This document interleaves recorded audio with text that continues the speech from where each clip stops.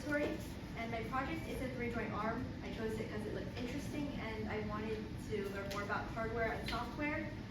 And right now it works through Bluetooth, but before it worked through this controller. So here's a demonstration. So when I press connect here, it shows the list of Bluetooth devices that are available to connect, and then I just choose the one that is this HC05 Bluetooth module. And then after it connects, every time I press a button, something moves because I'm sending a number from this phone, my code, to the Arduino, and the number is stored in a variable, and depending on what the number is, the recording servo moves into the direction. This is, as I said, my modification.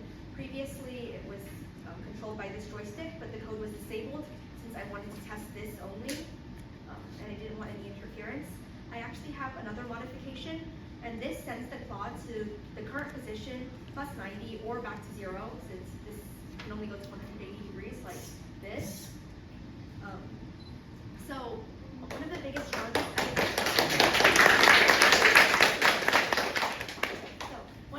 challenges I faced at BlueStem was probably the constant disconnection of this HC05 module. It was actually because the battery wasn't sending enough power, and I didn't really figure that out until I figured that the arm wasn't moving properly, only like it was when it didn't have enough power. So I resoldered this part, and then it just worked. If I had more time, I would probably put a sensor on the back of the claw or in the front somewhere, because this claw moves around a lot, sometimes just randomly, and I want to prevent it from hitting the table or like breaking itself.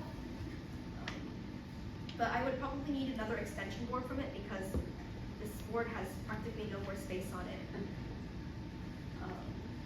So at BlueStem, I learned how to solder, how to commit to larger projects, how to use the HC05 as a Bluetooth module, and how to create apps.